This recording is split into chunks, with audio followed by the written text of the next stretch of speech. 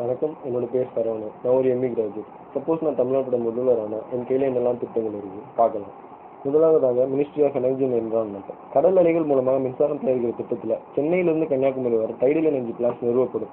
அதே சென்னையிலிருந்து கன்னியாகுமரி வரை தமிழக இலங்கை எல்லையை ஒட்டி மிதக்கக்கூடிய வகையிலான காற்றாலைகள், அதாவது விண்மில்ஸ், தொடர்ச்சியாக நிறுவப்பட்டு கடல் காற்றிலிருந்து மின்சாரம் தயாரிக்கிற திட்டம் தொடங்கப்படும். இந்த ஃப்ளோட்டிங் விண்மில்ஸ் இருக்கிறதுனால தமிழக மீனவர்கள் தெரிஞ்சோ தெரியாமலோ இலங்கையின் கடல் எல்லைக்குள் நுழையிறது முற்றிலுமாக தடுக்கப்படும்.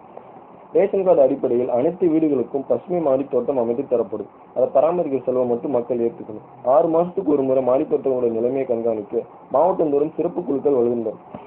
50 வருஷத்துக்கு முந்தைய வரைபடங்கள் அடிப்படையில் ஒவ்வொரு மாவட்டத்திலையும் இருந்த நீர்நிலைகள் வரையறுக்கப்பட்டு தூர்வாரப்பட்டு அதன் கரைகள் மேம்படுத்தப்படும். ஆக்கிரமிப்புகள் முற்றிலுமாக அகற்றப்படும். நதிநீர் இணைப்புகளுக்காக சாத்தியக்கூறுகள் ஆராயப்பட்டு முதல் கட்டமாக காவிரி, வைகை, தாமிரபரணி நதிகள் இணைக்கப்படும். இரண்டாவது கட்டமாக அடையாறு, கூவம் மற்றும் கொசஸ்தலை ஆறு நதிகளில் இணைக்கப்படும். டீசல் வாகனங்கள் முற்றிலுமாக தடை செய்யப்படும். பெட்ரோல் வாகனங்கள் படிப்படியாக தடை செய்யப்படும். எலக்ட்ரிக் வாகனங்கள் வாங்க அரசு மானியம் வழங்கப்படும் என அறிவிக்கப்படும். இதற்காக அமெரிக்காவின் டெஸ்லா நிறுவனத்துடன் சிறப்பு ஒப்பந்தம் ஏற்படுத்தப்படும். நீர்நிலைகளை பராமரிக்கிற நோக்கத்துக்காக குறைஞ்சது 5 வருஷத்துக்கு மேல செயல்பட்டு வர்ற பதிவு செய்யப்பட்ட என்ஜிஓக்கள் அரசு அங்கீகாரம் பற்றியதாக மாற்றப்படும். அரசு பணியாளர்களாக அவர்களது வேலையை அவர்கள் தொடர்வார்கள். மாவட்டந்தோறும் குப்பை கழிவுகளிலிருந்து மின்சாரம் தயாரிக்கும் பயோகேஸ் பிளான்ட் நிறுவப்படும். அந்தந்த மாவட்ட பள்ளி மற்றும் கல்லூரி மாணவர்களுக்கு திடக்கழிவு மேலாண்மை, அதாவது சாலிட் வேஸ்ட் மேனேஜ்மெண்ட் பற்றி விழிப்புணர்வு ஏற்படுத்த அந்த பயோகேஸ் பிளான்ட் பார்வையாளர் வசதியுடன் வடிவமைக்கப்படும். மழைநீரை சேமிக்க, நிலத்தடி நீர் வளத்தை அதிகரிக்க ரெயின் டவர்ஸ் என்கிற உள்கட்டமைப்பு அனைத்து மாவட்டங்களிலும் நிறுவப்படும். குறிப்பாக மழையளவு அதிகம் உள்ள கடலோர மாவட்டங்கள் அதிக எண்ணிக்கையில் நிறுவப்படும். புகுஷிமா மற்றும் செர்னோபில் அணு உலை விபத்தை முன்வைத்து கூடங்குளம் அணு உலைக்கு எதிராக நம்பிக்கையில்லா தீர்மானம் நிறைவேற்றப்படும். அந்த அணு உலையை முற்றிலும் மூடுவதற்கான அனைத்து நடவடிக்கைகளும் மேற்கொள்ளப்படும். அடுத்ததாக மினிஸ்ட்ரி ஆஃப் எஜுகேஷன். பள்ளிக்கல்வித்துறை முற்றிலுமாக அரசுமயமாக்கப்படும். தனியார் பள்ளிகள் அரசு பள்ளிகளாகும். பள்ளி கட்டணங்கள் மாநிலம் முழுவதும் சீர் செய்யப்படும். காலத்தின் தேவைக்கு ஏற்ப கல்லூரி படிப்பின் சிலபஸ்கள் அப்டேட் செய்யப்படும். இன்ஜினியரிங்கை பொறுத்தவரை 2 பிரிவுகள் மட்டுமே இனி இருக்கும். Core engineering, civil, mechanical and electrical and application engineering, electronics, computer science and IT. இது போக மினிஸ்ட்ரி ஆஃப் எம்ப்ளாய்மெண்ட்டின் அறிவுரைப்படி புதிய பாடப்பிரிவுகள் சேர்க்கப்படலாம், நீக்கப்படலாம்.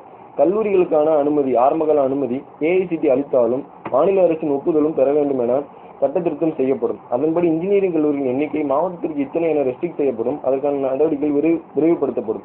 இன்ஜினியரிங் மற்றும் மருத்துவ படிப்புகளுக்கு பொது நுழைவுத் தேர்வு கட்டாயப்படுத்தப்படும். ஐஏஎஸ்க்கு எப்படி இலவச பயிற்சி வகுப்புகள் நடைபெறுகின்றனோ அதே போலவே இன்ஜினியரிங் மற்றும் மருத்துவ படிப்புகளுக்கான நுழைவுத் தேர்வுகளுக்கு பிற்படுத்தப்பட்ட மற்றும் மிகவும் பிற்படுத்தப்பட்ட பிரிவினருக்கு இலவச பயிற்சி வகுப்புகள் நடத்தப்படும். அடுத்ததாக ministry of information communication and development. அனைத்து முன்னணி செய்தித்தாள்கள், வாரம் மற்றும் மாத இதழ்கள் அரசு சார்பில் வாங்கப்பட்டு அதில் வரக்கூடிய அரசின் மீதான விமர்சனம் மற்றும் யோசனைகள் முற்றிலுமாக பரிசீலிக்கப்படும்.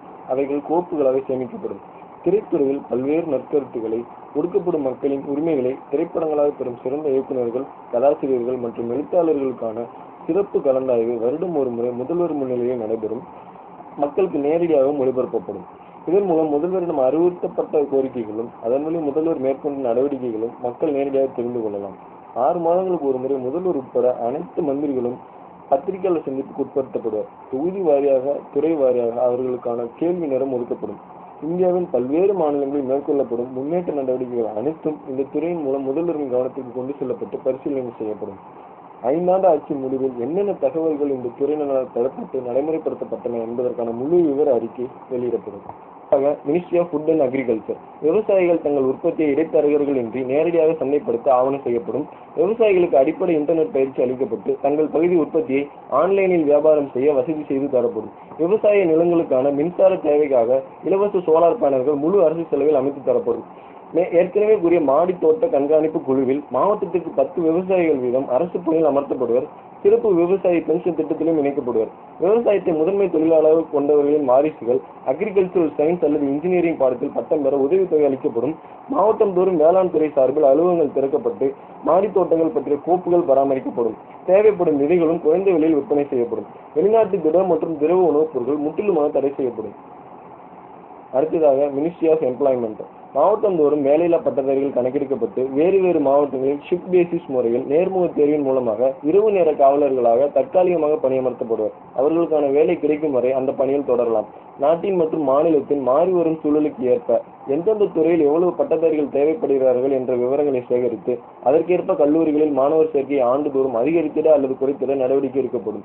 அரசு பணியாளர்களின் பணி நிறைவு வயது வரம்பு 50 குறைக்கப்படும். ஆனால் 60 வயது வரை மாதந்தோறும் சம்பளம் அளிக்கப்பட்டு அவர்கள் மினிஸ்ட்ரி ஆஃப் மாஸ்டர்ஸில் உறுப்பினராக துறைவாரியாக பணியமர்த்தப்படுவர். They will be acting as resource persons for last 10 years of their service. Pension திட்டம் அமல்படுத்தப்படும். விவசாய பென்ஷன் திட்டம் வரையறுக்கப்பட்டு நடைமுறைப்படுத்தப்படும். வெளிநாட்டு வேலை வாய்ப்புகளை ஒருமுகப்படுத்தி இடைத்தரகர்கள் அகற்றப்பட்டு அரசு மூலம் பணி வாய்ப்புகள் அறிவிக்கப்படும். வெளிநாட்டில் வேலைக்கு செல்லும் தமிழர்களின் பாதுகாப்பு உறுதி செய்யப்படும். அடுத்ததாக மினிஸ்ட்ரி ஆஃப் ஸ்போர்ட்ஸ். மாவட்டந்தோறும் விளையாட்டு பயிற்சி கூடங்கள் சர்வதேச அளவில் மேம்படுத்தப்படும். அரசு சார்பில் ஆண்டுதோறும் மாவட்ட வாரியாக சம்மர் கேம்ப் நடத்தப்பட்டு ஆர்வமுள்ள விளையாட்டு வீரர்கள் தேர்வு செய்யப்பட்டு இலவச பயிற்சி திட்டத்தில் இணைக்கப்படுவர். விளையாட்டு பயிற்சி திட்டத்தில் சேருபவர்களுக்கு முன்னர் கூறியவாறு இரவு நேர காவலர் பணி வாய்ப்பில் முன்னுரிமை அளிக்கப்படும். தமிழக அரசு விளையாட்டுத்துறை சார்பில் ஹாக்கி, கிரிக்கெட், டென்னிஸ் மற்றும் இறகுப்பந்து விளையாட்டுகளுக்கு வருடந்தோறும் TNSL அதாவது தமிழ்நாடு ஸ்போர்ட்ஸ் லீக் நடத்தப்படும். அதற்கான வீரர்கள் மாவட்ட வாரியாக பயிற்சி திட்டத்தின் வாயிலாக தெரிவு செய்யப்படுவார்கள். டிக்கெட் மூலம் கிடைக்கும் வருமானம் விளையாட்டு பயிற்சி திட்டத்தின் மேம்பாட்டிற்காக செலவு செய்யப்படும். அடுத்ததாக ministry of woman and empowerment. அரசு பணிகளில் ஆண் பெண் பேதம் அகற்றப்பட்டு மெரிட் அடிப்படையில் பணியிடங்கள் நிரப்பப்படும். மாவட்டந்தோறும் பெண்களுக்காக 24/7 எமர்ஜென்சி கால் ஃபெசிலிட்டி சென்டர் ஏற்படுத்தப்படும். அனைத்து விதமான புகார்களும் இங்கு ஏற்கப்படும். பெண்கள் பற்றிய அடிப்படை கல்வி பள்ளிகளில் அனைத்து வகுப்பினருக்கும் கட்டாயமாக்கப்படும். பெண்களின் உடல் உபாதைகளுக்காக நகர் மற்றும் கிராமப்புறங்களில் எக்கோ டாய்லெட் நிறுவப்பட்டு பராமரிக்கப்படும். அமைச்சரவையில் 50% இடம் பெண்களுக்காக ஒதுக்கப்படும். வருடந்தோறும் சர்வதேச பெண்கள் தினத்தை முன்னிட்டு ஆண்கள் மட்டுமே பங்கு கொள்ளக்கூடிய கதை, கட்டுரை மற்றும் பேச்சு போட்டிகள் மாநில அளவில் நடத்தப்பட்டு பரிசுகள் அறிவிக்கப்படும். பெண்களுக்கு எதிரான குற்றங்களை விசாரிக்க மாவட்டந்தோறும் சிறப்பு நீதிமன்றங்கள் ஏற்படுத்தப்பட்டு பெண் நீதிபதிகள் அமர்த்தப்படுவர். மாநில அளவில் பள்ளி கல்லூரிகளில் ரேங்க் வாங்கும் பெண்களுக்கு அரசு வேலைவாய்ப்பில் முன்னுரிமை அளிக்கப்படும். பெண்களுக்கான பிரத்யேக மினி பேருந்து மற்றும் ஷேர் ஆட்டோக்கள் அனைத்து மாநகரங்களிலும் அரசு சார்பில் அறிமுகப்படுத்தப்படும். அதன் ஓட்டுநர்கள் அரசு ஊழியர்களாக செயல்படுவர். பெண்களால் ஏற்படுத்தப்படும் சுயதொழில் குழுக்களுக்கு அரசு மானியம் அறிவிக்கப்படும். பெண்களுக்கு 1 முதல் 12ஆம் வகுப்பு வரையிலான முழு கல்வி கட்டணம். அடுத்ததாக ministry of young minds and inventions. நிகழ்கிற கண்டுபிடிப்புகளை தேவைப்படவங்களுக்கு கொண்டு போய் சேர்க்கிறது தான் அரசின் கடமை. அந்த அடிப்படையில் CIPR அதாவது சென்டர் ஃபார் இன்டெலெக்சுவல் ப்ராப்பர்ட்டி ரைட்ஸில் பேட்டன்ட் வாங்கிய கண்டுபிடிப்புகளை நடைமுறைக்கு பயன்படுத்துகிற விதத்தில் உருவாக்க நிதி ஒதுக்கீடு செய்யப்படும். அதற்கு அந்த கண்டுபிடிப்பாளரை சீஃப் எக்ஸிக்யூட்டிவாக பணியமர்த்தப்படுவார். இந்த துறைக்கு தேவையான அறிவுரைகளையும் மேற்பார்வையையும் மினிஸ்ட்ரி ஆஃப் மாஸ்டர்ஸின் உறுப்பினர்கள் மேற்கொள்வார்கள். ஒரு கண்டுபிடிப்பிற்கான பேட்டன்ட் ரைட் அதாவது காப்புரிமை வாங்குவதற்கான நடைமுறைகள் எளிதாக்கப்படும். ஆற்றல் சார்ந்த கண்டுபிடிப்புகளுக்கு இலவசமாக காப்புரிமை வழங்கப்படும். அடுத்ததாக மினிஸ்ட்ரி ஆஃப் மாஸ்டர்ஸ்.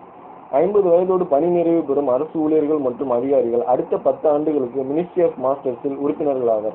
இத்துறை உறுப்பினர்களே மாடித்தோட்ட கண்காணிப்பு குழுக்களாகவும் பல்வேறு துறை சார்ந்த முன்னேற்ற நடவடிக்கைகளை திட்டங்களாக வகுக்கும் குழுக்களாகவும் செயல்படும்.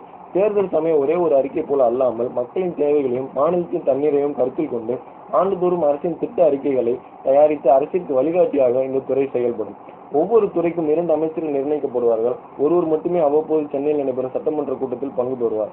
அதே போல அந்தந்த தொகுதி MLAக்களும் நிரந்தரமாக தனது தொகுதியிலும் அவ்வப்போது மட்டுமே சட்டமன்ற கூட்டத்தில் பங்கு பெறுமாறும் அறிவுறுத்தப்படுவர்.